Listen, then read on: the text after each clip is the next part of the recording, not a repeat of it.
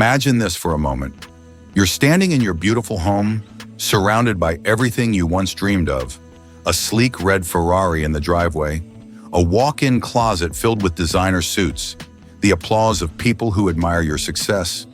And yet, there's an emptiness, that quiet whisper that says, "Is this it?" That's the life of Julian Mantle, a brilliant, high-powered lawyer who had everything except peace. Until one day in the middle of a courtroom, his body gave out. Years of stress, ambition, and chasing perfection caught up to him. And that collapse changed everything. That's where Robin Sharma's The Monk Who Sold His Ferrari begins. Not with victory, but with awakening. And what makes this story so powerful is that Julian's journey is really ours. We're all in some way chasing Ferraris, symbols of success, wealth, and validation, while forgetting what truly fuels our soul. After his breakdown, Julian disappears. He sells his mansion, his cars, his luxury, and vanishes into the mountains of the Himalayas. The world thinks he's lost his mind. But in truth, for the first time in his life, Julian has found his heart. Up in those mountains, he meets a group of sages, monks who seem to radiate a peace he's never known.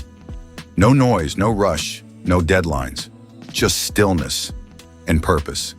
They teach him lessons that don't just rebuild his life, they completely transform it. The first thing Julian learns is this: your mind is your garden. Every thought you plant will eventually grow into something real. If you fill your mind with fear, doubt, and negativity, it becomes a jungle that chokes out joy. But if you plant seeds of gratitude, focus, and love, your life blooms with color. It's simple but profound.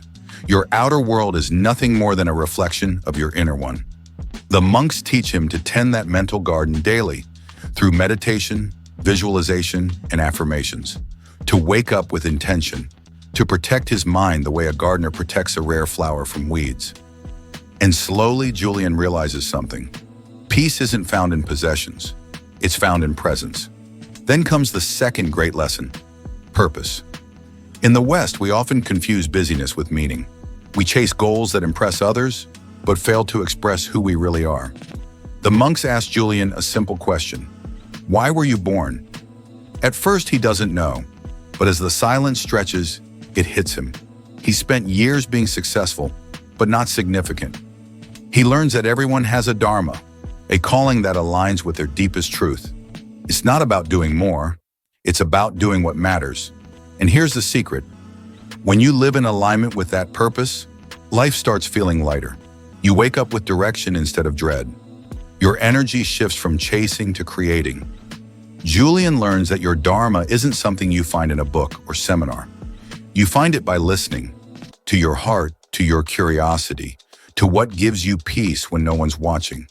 Then the sages teach him about discipline.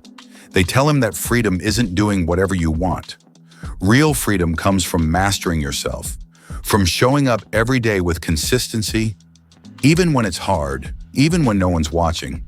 They give him simple rituals: rise before the sun, feed your mind with wisdom before the world feeds it with noise, move your body, speak words of kindness, end each day with gratitude. Because discipline isn't punishment, it's self-respect. It's choosing long-term peace over short-term pleasure. As Julian practices, he starts noticing a change. His energy rises, his mind clears. The restless need to chase begins to fade. He feels alive. Then another truth unfolds. Time is life's greatest currency.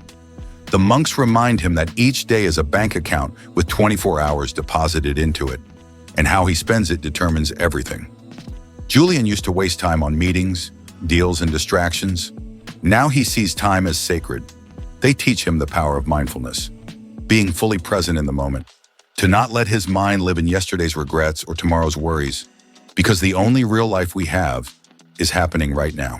And the more aware you become of that, the richer every moment feels. Like watching the sunrise without needing to capture it. Like listening to someone with your whole heart. Like realizing that joy was never missing. You just weren't paying attention. As his journey deepens, Julian learns that true success has nothing to do with status. It's about service, about how you make others feel. One of the monks tells him, "When you help others, you help yourself." At first, Julian doesn't understand, but then he sees it. Every act of kindness is like a ripple. When you lift others, you rise too. When you light someone else's candle, your flame doesn't dim, it shines brighter. So Julian begins to serve, sharing what he's learned, spreading calm where there was chaos, offering hope where there was pressure.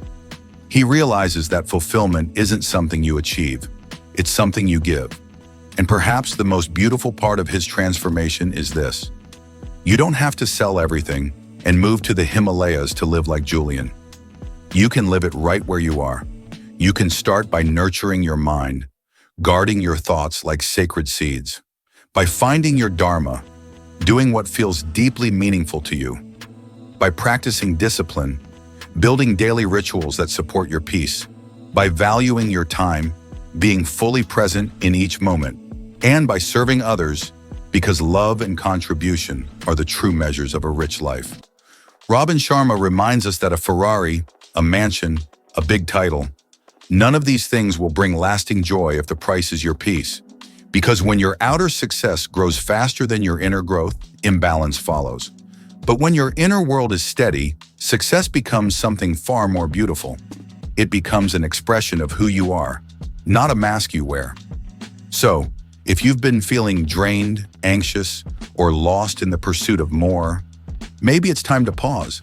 Ask yourself, what am I really chasing? And is it worth what I'm losing to get it?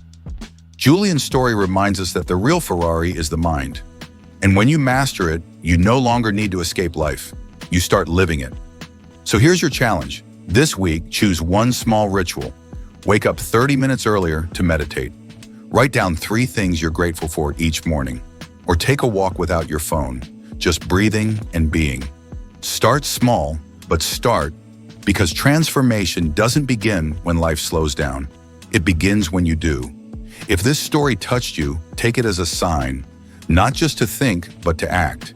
And if you found value in this summary of the monk who sold his Ferrari, don't forget to like this video and subscribe so you never miss more powerful lessons from life-changing books. And if you want to dive deeper, you can grab your own copy using the link in the description. Take action today, because your journey toward true wealth, peace, and fulfillment begins the moment you choose meaning over material, purpose over pressure, and stillness over speed. Because in the end, the greatest luxury isn't owning a Ferrari. It's having a mind that's free and a heart that's finally at peace.